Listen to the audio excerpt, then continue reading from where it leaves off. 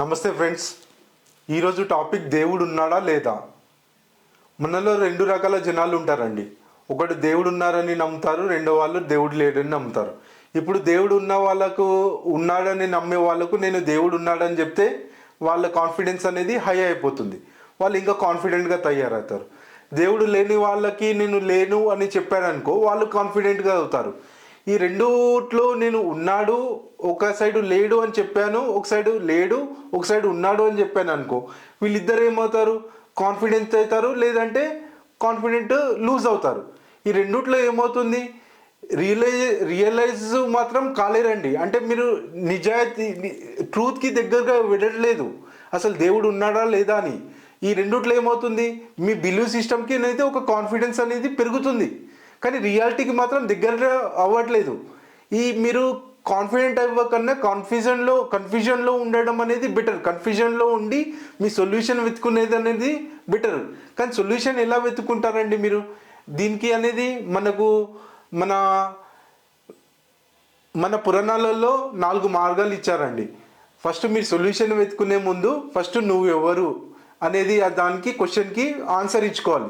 నువ్వు ఎవరు అంటే, ఇప్పుడు మిమ్మల్ని అడగడానికి మీరు ఎవరు అంటే మీ పేరు చెప్తారు. ఆ పేరు ఎవరు పెట్టారు, మీ తల్లిదండ్రులు మీకు పేరు పెట్టారు. మరి మీరు ఎవరు అంటే మీరు ఏం చెప్తారు, మీ శరీరం చెప్తారా. ఆ పుట్టుకతను వచ్చింది, చనిపోయిన తర్వాత మీ శరీరం పోతుంది. మీ ఐడెంటిటీ ఏంటి అంటే మీరు మీ ఐడెంటిటీని మీరు ఎలా గుర్తు చేసుకుంటారు. మీ శరీరం ఉండదు, మీ పేరు ఉండదు, అసలు మీరు ఎవరు అనే దానికి మీకు ఎలా తెలుస్తుందండి. మీకు దీనికి ఎలా అంటే మీకు పురాణాల్లో ఇచ్చారు, మీకు 4 మార్గాలు ఉన్నాయి. జ్ఞాన మార్గం, రాజయోగ మార్గం, భక్తి మార్గం, కర్మ మార్గం. ఇందులో ఏం తెలుస్తుంది ఇందులో మీకు మీ ఐడెంటిటీ అంటే మీరు క్రియేషన్ రెండు సపరేట్ కాదండి. మీ ఐడెంటిటీ తెలుస్తుంది అంటే మనం ఒక ఆత్మ అని. కానీ మీకు ఎలా తెలుస్తుంది, చదివితే తెలుస్తుందా, అది కూడా ఒక నమ్మకం. మీరు చదివి మనము ఒక ఆత్మ అని మనం బిలీవ్ చేస్తున్నాము, అది మళ్ళీ బిలీవ్ సిస్టమే. అది ఏం చేస్తుంది, చదివి మనం నమ్ముతున్నాము, కానీ మనకు నిజాయితీ దగ్గరికి వెళ్ళట్లేదు. మీరు ఏం చేయాలి, దేవుడు ఉన్నాడని నమ్మడానికి ఫస్ట్ మీరెవరు అంటే మనం ఐడెంటిటీ మనం తెలుసుకుంటే, అసలు మనం ఐడెంటిటీ మనం తెలుసుకున్న తర్వాత నెక్స్ట్ దేవుడు అసలు ఎవరు అనేది తెలుసుకోవడానికి మనం వెళ్ళాలి. ఫస్ట్ మన ఐడెంటిటీ మనం తెలుసుకోవడానికి మనకు మార్గాలు ఇచ్చారు. ఇందులో రాజయోగ మార్గం అంటే ఏంటి, ధ్యానం పైన కూర్చుంటారు. మన శ్రీ సద్గురు జగ్గి వాసుదేవ్ గారు రాజయోగ మార్గాలు అంటే డిఫరెంట్ ధ్యానం అంటే మెడిటేషన్ టెక్నిక్ నేర్పిస్తారు. మనకు 7 చక్రాస్ ఉంటుంది, ఒక్కొక్క చక్ర ఓపెన్ చేసుకుంటూ వెళ్ళి చివరికి సహస్రార చక్ర ఓపెన్ చేయడం వల్ల మీకు అనేది కంప్లీట్గా మీ ఆత్మ అనేది రియలైజేషన్ ఉంటుంది. అంటే మీ కనెక్షన్ ఏదైతే ఉంటుందో కాస్మోస్ ద్వారా కనెక్ట్ అయ్యి మీకు తెలుస్తుంది.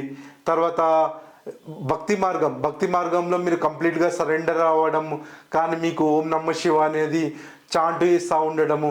కానీ ఈ సరెండర్ అనేది ఎలా, మీరు కోరికలు అనేది కోరుకోవడం అంటే ఎలా, మీరు ఎలాంటి కోరికలు కోరుకోవాలి దేవుడికి. మీరు ఒక పని స్టార్ట్ చేశారు, దేవుడా నాకు ఈ పని స్టార్ట్ చేయడానికి గల శక్తినివ్వు, లేదంటే దానికి గల శక్తి కానీ దానికి గల బుద్ధి, సరిపోయే బుద్ధి కానీ ధైర్యం. మీరు వెళ్ళి నాకు దేవుడా డబ్బులు కావాలి అది కావాలి అని కాదు. అంటే మీరు కంప్లీట్గా సరెండర్ అంటే ప్యూర్ ఒక ప్రేమ. మీకు ఒక కొడుకు పుట్టాడండి, ఆ కొడుకు నుంచి ఎలా అయితే ప్రేమ ఉంటుంది, ఏమైనా మీరు ఏముంటారు, మీ కొడుకు మంచి ప్రయోజనవంతుడైతే చాలు అంటే అలాంటి ప్యూరిటీ కల అయినా ప్రేమ ఎలా అయితే మీ కొడుకుతో ఉంటుంది కదా, అలాంటి అయినా ప్యూరిటీ అయినా భక్తి అనేది దేవుడితో ఉండాలి. అలాగే చాంటింగ్స్ అంటే ఓం నమః శివాయ ప్రతి పనిలో దేవుని వెతుకోవడం, అలా భక్తి మార్గంతో కూడా మీరు రియలైజ్ కావచ్చు. మీరు అంటే మీ ముక్తి అనేది చెందవచ్చు.